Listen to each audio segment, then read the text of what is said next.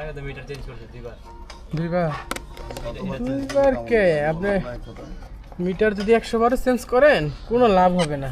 Earthing রডের সংযোগ main সুইচে রাইখা 100 বার চেঞ্জ করলে লাভ হবে না, কারণ ডিজিটাল মিটার সার্কিটগুলো এমনভাবে তৈরি করা, এই জায়গা থেকে আপনি ফেজ নেন বা নিউট্রাল নেন, বিদ্যুৎ বিল আসবে। তো যখন নিউট্রাল নেন, নিউট্রাল ওদিক দিয়ে কমন হয়ে যায় আর্থিং রড, ওদিক দিয়ে গ্রাউন্ডে লিকেজ বিদ্যুৎটা চলে যায় সরাসরি। আর্থিং খুললে ফেলেন,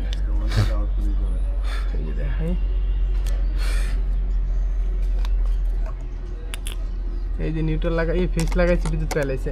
আর্থিং রডের সংযোগ মেইন সুইচের কারণে এই তো বিদ্যুৎ ফেলছে, কারণ এটা একটা পরীক্ষার একটা মাধ্যম। আমি যখন ফেস লাগাবো তখন বিদ্যুৎ তো কখনোই পাবে না গ্রাহক। তো গ্রাহক বিদ্যুৎ পাওয়ার মূল কারণ হলো গ্রাহকের ঘরে আগে থেকেই আর্থিং রডের সংযোগ আছে, এই এবং মিটারে যে ইলাভ হচ্ছে।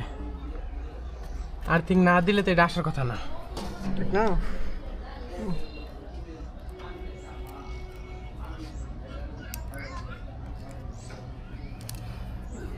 সারা জীবন বিল দিয়ে থাকলেও এটা চেঞ্জ করলেও কোনো লাভ হবে না।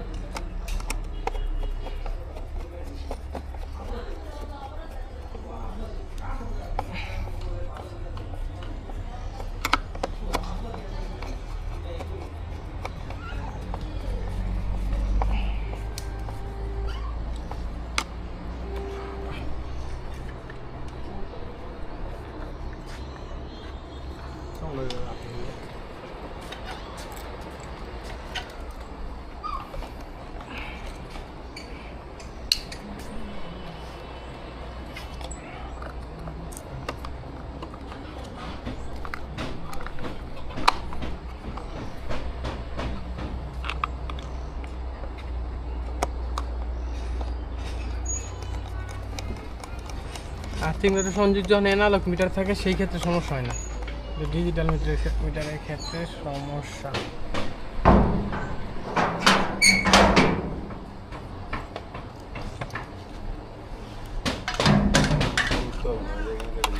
হ্যাঁ,